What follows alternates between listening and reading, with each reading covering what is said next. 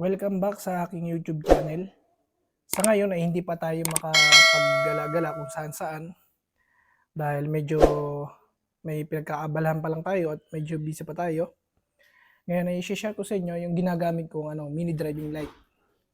Ito ay yung DSK Night Reaper Pro 50 watts, dalawang bulb yun. Ibig sabihin, tig 25 watts. Okay? Ito, papakita ko sa inyo yung aking ginagamit.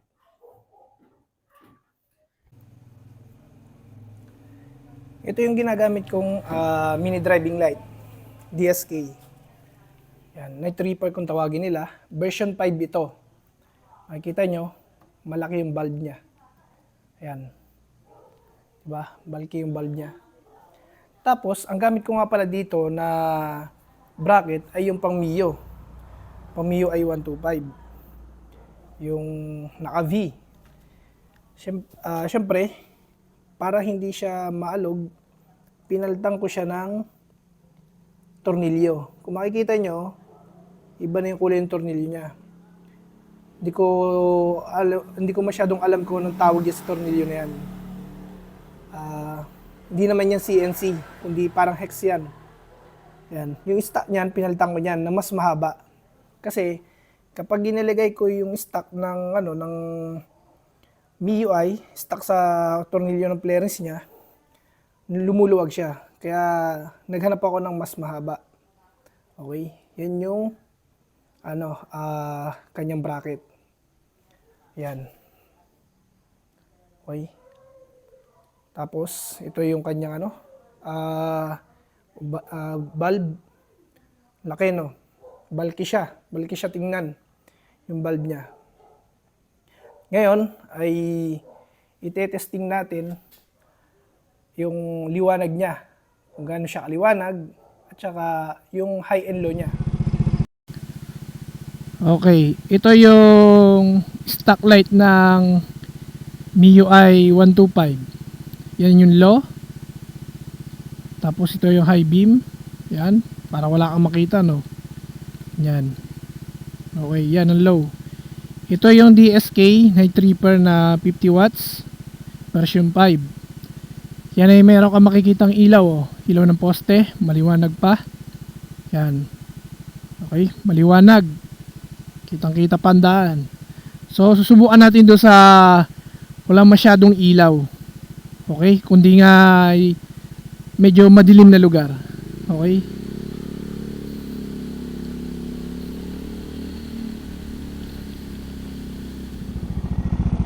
Okay, nandito tayo sa medyo madilim na lugar. Solar lang na ilaw ang nandito. Yan. Medyo maliwanag to sa personal. So ipapakita natin yung DSK Night Reaper. Yan. Itong low beam niya, kulay puti. Okay. Tapos ang kanyang high beam ay combination ng puti at saka dilaw.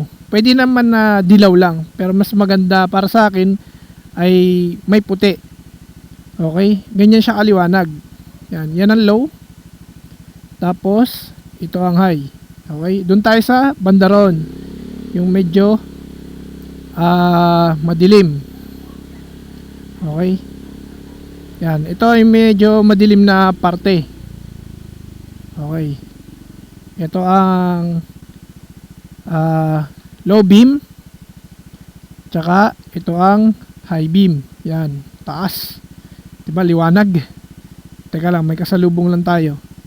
Baka magalit.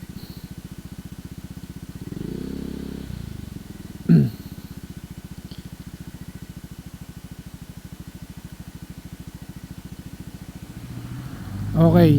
Ito yung stock ng MIUI. Yan, napakadilim, di ba? Stock ng MIUI. Low, high. Okay? Patayin natin yung stock ng MIUI na ilaw. Ito yung mini driving light na DSK. Yan, ganyan kalinaw. Ganyan kaliwanag. Tapos yung high. Yan, kung makikita nyo, dilaw. Dilaw sa taas, puti sa ilalim. Okay? Ang dilim, di ba? Yan. Ito. Yan yung low beam niya. Okay? High beam. Liwanag, di ba? Kaya isa sa nirecommenda ko to para sa mga MIUI user o sa iba pang mga rider, ang DSK. Kung pang budget meal lang ang kailangan nyo, siguro nabili ko to sa online shop ng 1,200. Yan. Balik na tayo. Yan. High. Yan. Low. High. Okay. Pakaliwanag dito. Lalat sa mga ganitong lugar. Yan. Ang kaso nga laang, ang low beam na white ay may disadvantage pagdating sa tag-ulan. Yan, para lamang tumatalbog yung ilaw sa basang daan o sa tubig. Kaya akalain mo ay para kang walang ilaw. Hindi katulad ng dilaw ang low beam.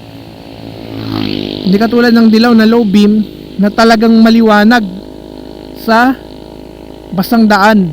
Yan ang advantage ng dilaw. Ang problema lang sa mini driving light na ito ay ang naka-set up sa kanya na low beam ay kulay puti.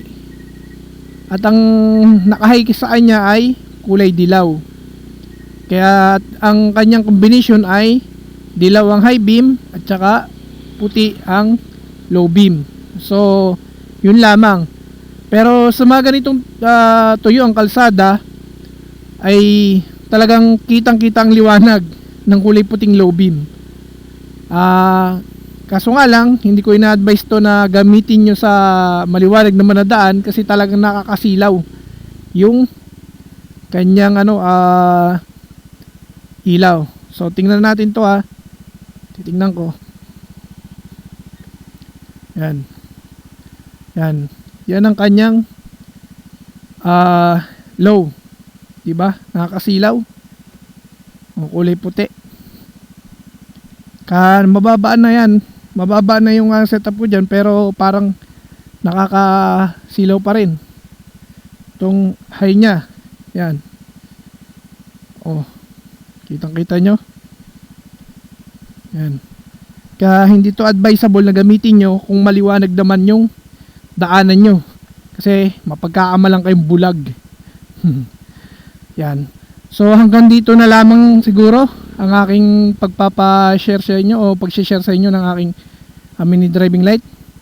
Maraming salamat yun po nga pala sa mga nag-subscribe sa akin at sa mga magsusubscribe pa lamang.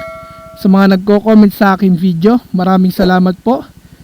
At naway lagi tayo ay mag-ingat sa ating mga pinupuntahan. Ride safe always. Huwag kamuti sa daan. Gawin natin na ang ating paglalakbay o ating pagra-rides, unahin natin yung makaka-safe para sa atin. Katulad nito may driving light. Gamitin natin ito sa tamang pamaraan. Tulad ng mga madidilim na lugar. Huwag natin gamitin sa paninilaw ng kasalubong o makasilaw ng kasalubong. Yan po. Maraming salamat po sa inyong lahat.